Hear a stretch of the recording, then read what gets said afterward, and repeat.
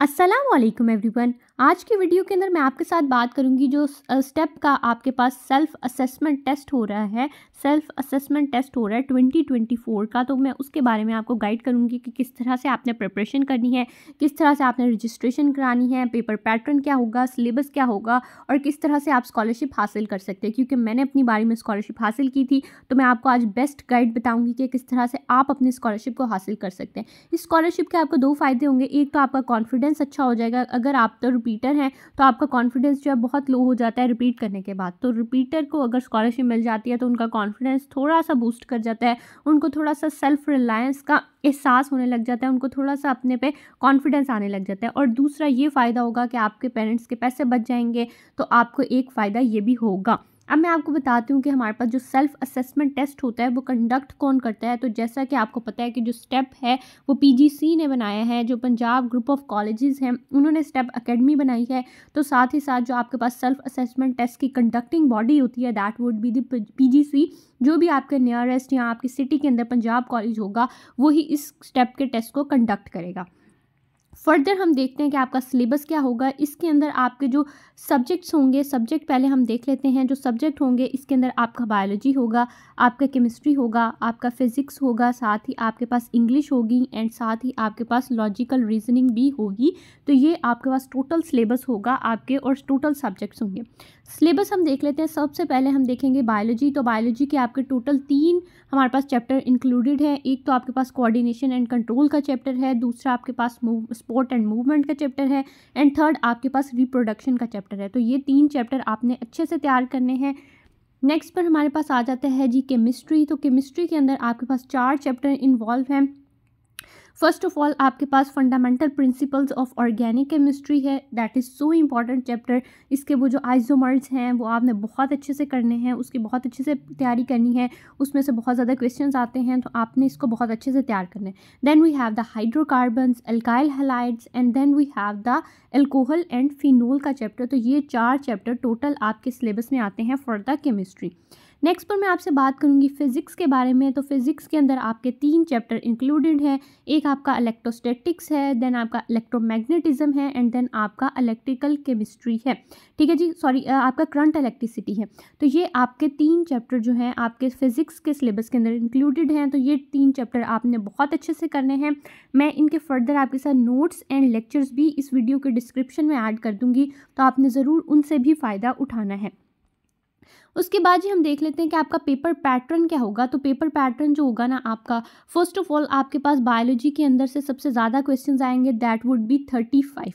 Then आपके पास आएंगे जी आपकी केमिस्ट्री में से 25 MCQs एंड 25 ही आएंगे आपकी फ़िज़िक्स में से एंड देन आपके 10 MCQ आएंगे इंग्लिश में से एंड आपके 5 MCQ आएंगे लॉजिकल रीजनिंग में से। इस तरह से जो आपका टोटल MCQ बनेंगे दैट वुड बी 100 आपके टोटल MCQ बनेंगे। तो इस तरह से ये आपका सीक्वेंस होगा, इसलिए आपने बायोलॉजी को ज़्यादा फोकस करना है, देन आपने केमिस्ट्री फिजिक्स को करना है एंड देन आपने इंग्लिश और लॉजिकल रीजनिंग को फोकस करना है। जिसकी ज़्यादा वेटेज है आप उसको ज़्यादा फोकस करेंगे और जिसकी कम वेटेज है आप उसको कम फोकस करेंगे।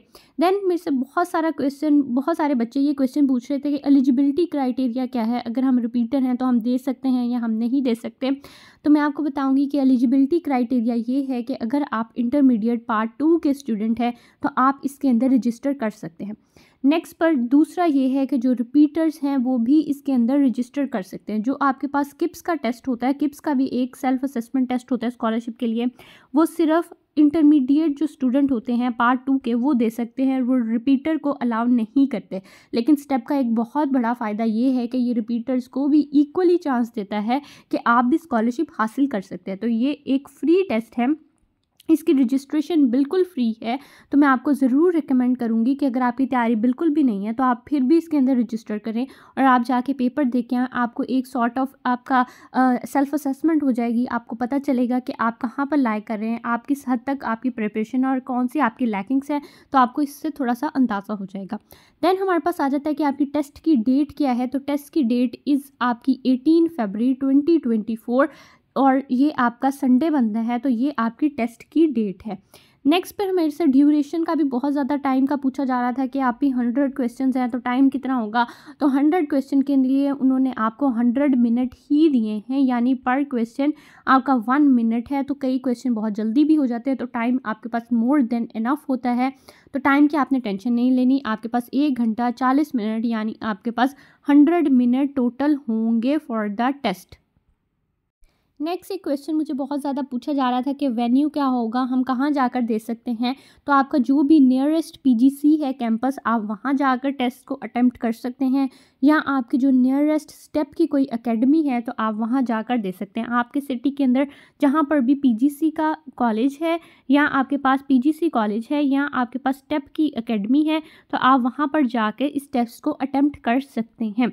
देन आपके पास आ जाता है रजिस्ट्रेशन प्रोसेस क्या है। तो ऐसे नहीं है कि आप बगैर रजिस्ट्रेशन के चले जाएंगे और आप जाके टेस्ट के लिए उनको बोलेंगे कि मुझे भी टेस्ट देना है। आपको इससे पहले बिफोर हैंड जो है आपको रजिस्ट्रेशन करानी पड़ेगी। तो रजिस्ट्रेशन के भी 2 तरीके हैं, या तो आप फिज़िकली जाके करा सकते हैं, आपके नियरेस्ट जो भी पीजीसी का कॉलेज है आप वहाँ जाएंगे, उन्हें बोलेंगे कि मुझे सेल्फ असेसमेंट टेस्ट के लिए रजिस्ट्रेशन करानी है, वो आपको फॉर्म देंगे, उसके साथ एक आधा डॉक्यूमेंट अटैच करना होता है, अपनी एफएससी की डिग्री या समथिंग लाइक दैट, और आपकी रजिस्ट्रेशन हो जाती है। सेकेंडली आप ऑनलाइन रजिस्टर भी कर सकते हैं। आप उनकी वेबसाइट पर जाएंगे step.pgc.edu पे, और मैं अभी आपको सारा प्रोसेस भी बताऊंगी ऑनलाइन रजिस्ट्रेशन का कि आपने किस तरह से रजिस्ट्रेशन करनी है। वीडियो के एंड पर मैं आपको सारा प्रोसेस बताऊंगी, आपने वीडियो को एंड तक देखना है। एक और क्वेश्चन जो मुझे बहुत ज़्यादा आ रहा था कि हम बुक्स कौन सी यूज़ करेंगे। तो अगर आप पंजाब बोर्ड के हैं तो आप पीटीबी की बुक्स ही इस्तेमाल करेंगे, अगर आप फेडरल के हैं तो आप फेडरल की बुक्स इस्तेमाल करें, और अगर आप बलूचिस्तान से हैं तो आप बलूचिस्तान की बुक्स इस्तेमाल करें।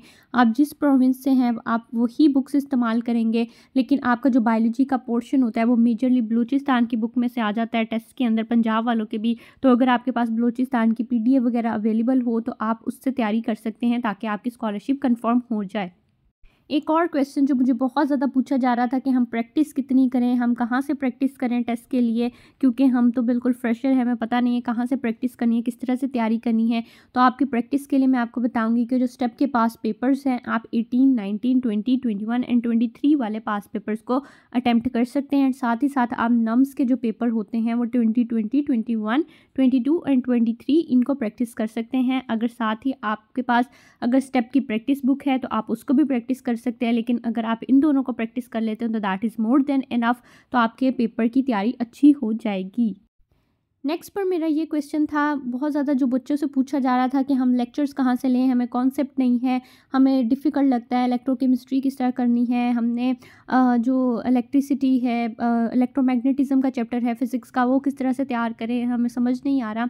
तो आपके स्टेप के पीजीसी के जो लेक्चर हैं वो ऑनलाइन अवेलेबल हैं, और मैं उसका लिंक जो है डिस्क्रिप्शन में भी ऐड कर दूँगी। तो आप वहाँ से जाकर किसी भी टॉपिक के वीडियोज़ लेक्चर ले सकते हैं। आप अपने नोट्स बनाएंगे, मैं नोट्स की सारी वीडियो जो पीडीएफ्स हैं वो भी लिंक डिस्क्रिप्शन में ऐड कर दूंगी, तो आपने उनसे भी ज़रूर फ़ायदा उठाना है।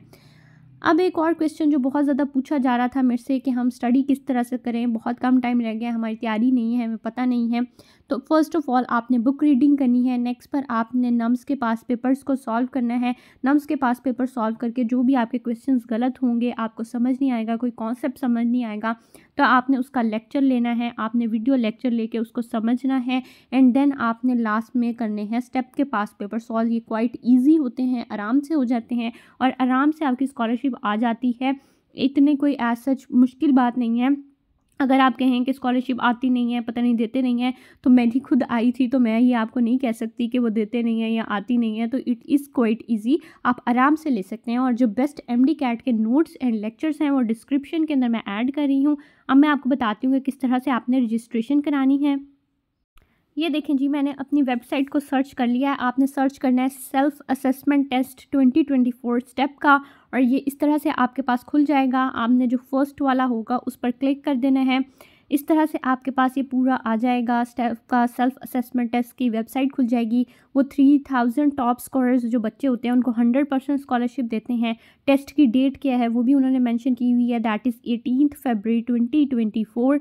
अब यहाँ से आपने अप्लाई करना है, या आप by visiting the PGC near जो है वो उसको भी आप उस पर भी अप्लाई कर सकते हैं, और यहाँ से आप ऑनलाइन अप्लाई कर सकते हैं। ठीक है जी। उसके बाद जी आपके पास आ जाता है कि इंट्रोडक्शन क्या है आपका। ये टेस्ट होता है, सेल्फ असेसमेंट टेस्ट है, ये मेडिकल का भी होता है, इंजीनियरिंग का भी होता है और पीजीसी इसको कंडक्ट करती है। बाद में उन्होंने बेनिफिट्स बताए हैं कि आपकी फ्री एजुकेशन होगी, 100% आपको फ्री एजुकेशन दी जाएगी। उसके बाद एलिजिबिलिटी क्राइटेरिया उन्होंने बताया हुआ है कि कौन कौन एलिजिबल हैं। तो उसमें उन्होंने बताया कि इंटरमीडिएट पार्ट 2 के जो स्टूडेंट्स हैं और रिपीटर्स जो हैं वो भी एलिजिबल हैं। तो ये सारे स्टूडेंट्स एलिजिबल हैं। साथ ही उन्होंने बताया हुआ है कि ये आपके पास ओपन टेस्ट है और फ्री टेस्ट है, इसकी कोई रजिस्ट्रेशन फ़ीस नहीं है।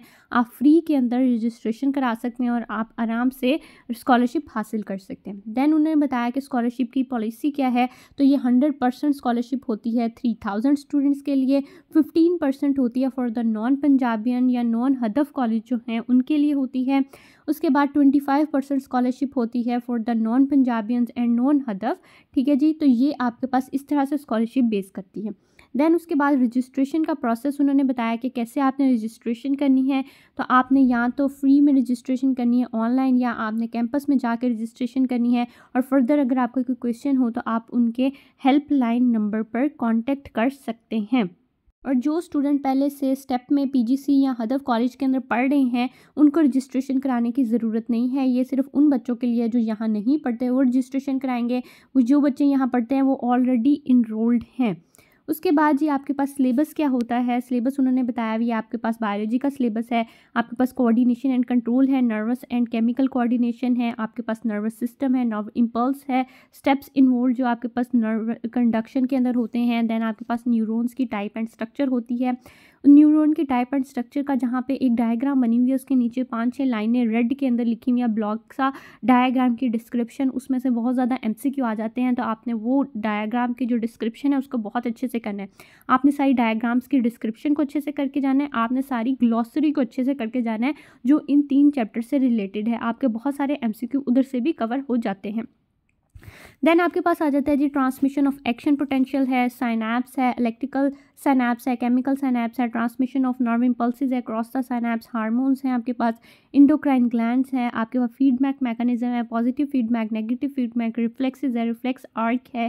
देन आपके पास लेवल्स ऑफ स्पाइनल कॉर्ड आ जाते हैं, इट्स फंक्शन आ जाते हैं। देन आपके पास पार्ट्स ऑफ ब्रेन हैं, उनके फंक्शन आ जाते हैं। ये पार्ट्स ऑफ ब्रेन के फंक्शन बहुत ज़्यादा आते हैं कि मेमोरी के अंदर कौन इन्वॉल्व है, आपके पोस्चर चेंज में कौन है, रिस्पायरेशन में, ब्रीदिंग में कौन इन्वॉल्व है, ब्रेन का पार्ट। तो ये आपने फंक्शंस को अच्छे से तैयार करना है। देन आपके पास रिप्रोडक्शन आ जाता है। रिप्रोडक्शन में मेल रिप्रोडक्शन है, फीमेल रिप्रोडक्शन है। इसमें बहुत ज़्यादा पूछा जाता है क्वेश्चन के स्पर्म जो प्राइमरी स्पर्म है, स्पर्मेटिड है, सेकेंडरी स्पर्मेटिड किस तरह से बन रहा है और वो डिप्लॉयड होता है, हैप्लॉयड होता है, ये इस तरह की बातें इसके अंदर पूछी जाती हैं।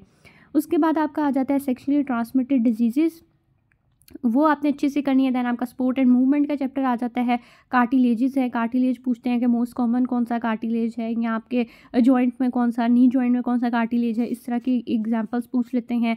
मसल्स आपके पास पूछ लेते हैं, उनका वो पूछ लेते हैं कि स्ट्राइएटेड कहाँ पे हैं, आपके कार्डियक मसल्स कैसे कहाँ पे हैं, किस तरह से परफॉर्म करते हैं, वो उनके अंदर मोनोन्यूक्लिएटेड है, बायोन्यूक्लिएटेड है, मल्टी न्यूक्लिएटेड है, इस तरह के एमसीक्यू पूछे जाते हैं।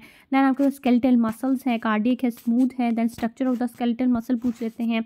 और आपके पास mechanism of the skeletal muscle coordination, types of joint जो है बहुत ज़्यादा पूछी जाती है कि आपका नी जॉइंट है तो किस टाइप का जॉइंट है, बॉल एंड सॉकेट है, हिंज जॉइंट है किस टाइप का जॉइंट है, और आर्थराइटिस है। तो ये आपका एक ब्रीफ सा इंट्रोडक्शन था बायोलॉजी का कि आपने किस तरह से बायोलॉजी की तैयारी करनी है।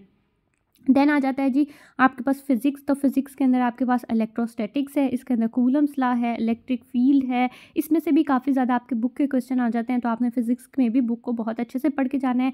कुछ आपके पास सॉल्व करने वाले होते हैं, वो सॉल्व करने हैं आपने अच्छे से। इलेक्ट्रिक पोटेंशियल है, इलेक्ट्रिक फील्ड है, आपके पास पोटेंशियल ग्रेडियंट है, इलेक्ट्रिक फील्ड लाइन्स है, इलेक्ट्रिक फील्ड इंटेंसिटी है ड्यू टू इन्फिनिट शीट है।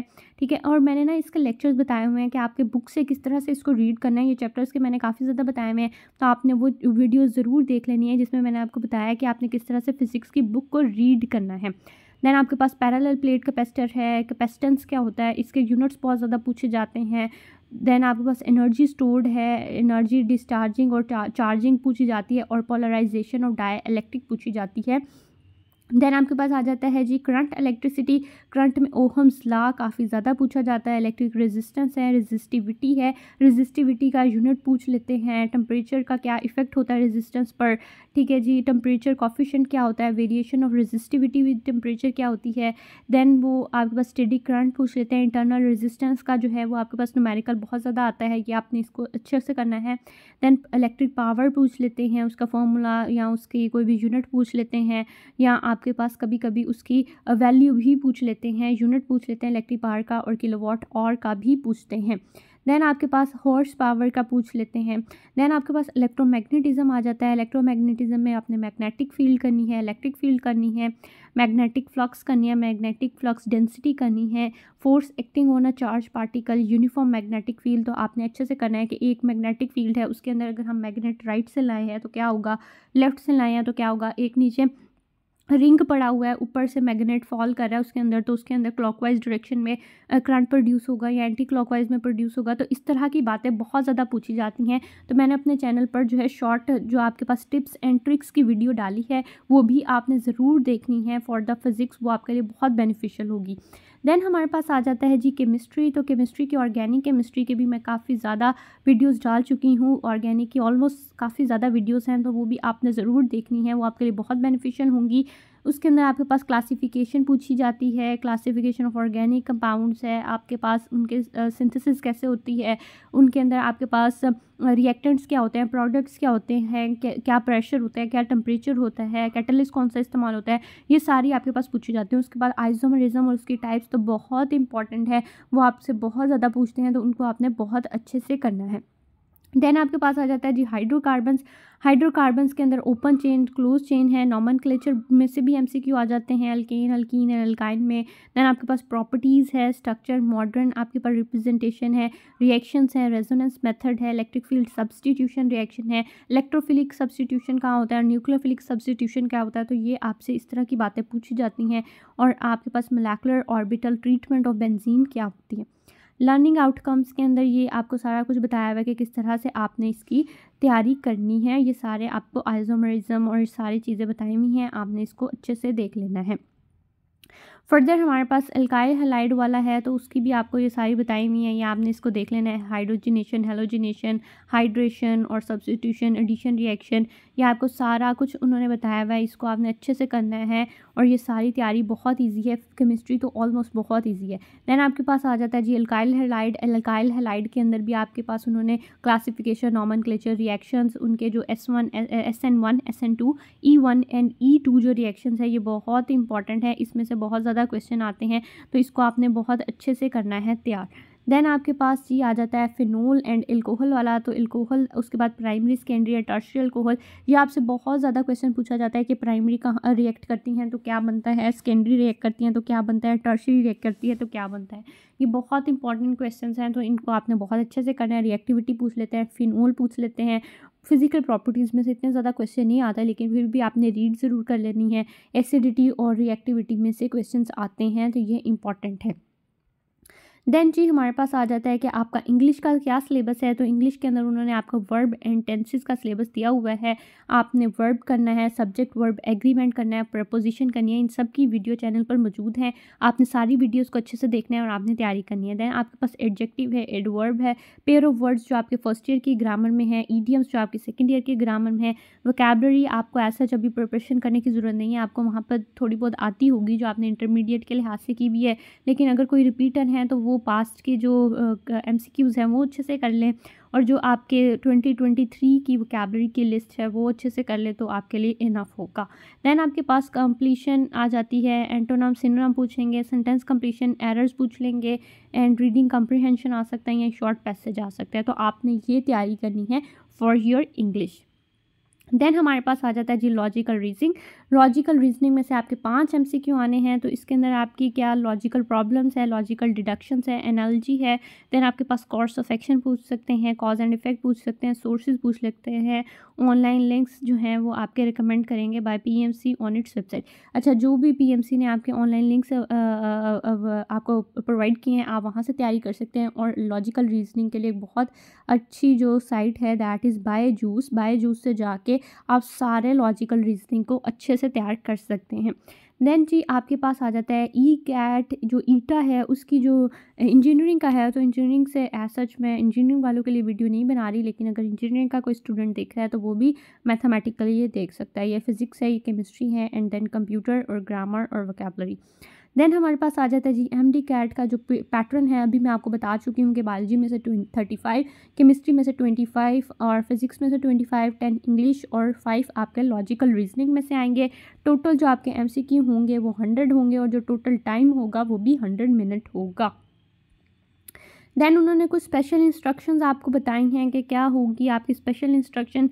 तो उन्होंने कहा है कि जो आपके student want to study in future as merit will be calculated as per the cluster instructions. उन्होंने बोला है कि आप क्लिपबोर्ड लाना अलाउड है, आप क्लिपबोर्ड लेके आ सकते हैं। उन्होंने कहा ब्लू बॉल पेन अलाउ है, पेंसिल या मार्कर अलाउड नहीं है। और उसके बाद उन्होंने बताया कि रिस्पांस फॉर्म जो है वो सिर्फ एक ही दफ़ा दिया जाएगा। अगर आप गलत फिल कर लेते हैं तो आपको दोबारा रिस्पांस फॉर्म नहीं दिया जाएगा। रिस्पांस फॉर्म को उन्होंने बोला है कम्प्लीटली फिल करना है, ऐसा नहीं है कि आप जस्ट डॉट डॉट लगा के आ जाएंगे तो आपको नंबर नहीं मिलेंगे। उसके बाद उन्होंने बोला है कि कैंडिडेट जो है क्वेश्चन पेपर पर कोई भी मार्क नहीं करेगा। फर्दर उन्होंने बताया कि कोई भी टेक्स्ट मटेरियल या प्रिंटेड या रिटन या कोई paper, electronic devices, calculator, mobile ये अलाउड नहीं है। उसके बाद उन्होंने बताया कि कोई भी सेंटर से बाहर तब तक नहीं जा सकता जब तक 100 मिनट पूरे नहीं हो जाते। अगर आपने 100 मिनट से पहले भी पेपर कर लिया तो वो आपको बाहर नहीं जाने देंगे। और उन्होंने कहा टेस्ट जो है वो स्टार्ट हो जाएगा ऑन द गिवन टाइम और सेंटर में सुपरवाइजरी स्टाफ होगा जो आपके अनाउंसमेंट कर देगा कि अब आपका पेपर स्टार्ट होने लगा है। देन ड्यूरेशन है और मार्क्स बताए हुए हैं वही आपके 100 हैं और 100 आपकी मिनट जो है वो ड्यूरेशन है। फर्दर उन्होंने बताया कि आप कांटेक्ट कर सकते हैं इस साइट पर, ठीक है जी, आप मेल कर सकते हैं या आप नंबर पर कांटेक्ट कर सकते हैं। तो ये आपके पास कंप्लीट गाइड थी स्टेप के सेल्फ असेसमेंट टेस्ट की। अगर आपका कोई फर्दर क्वेश्चन हो तो आप मुझे कमेंट डाउन कर सकते हैं। मैं सारे लिंक्स जो हैं आपके नोट्स के और आपकी जो इम्पॉर्टेंट लेक्चर्स हैं वो वीडियो के डिस्क्रिप्शन में ऐड कर रही हूँ, आप उससे ज़रूर फ़ायदा उठाइएगा। That is all from my side, thank you so much.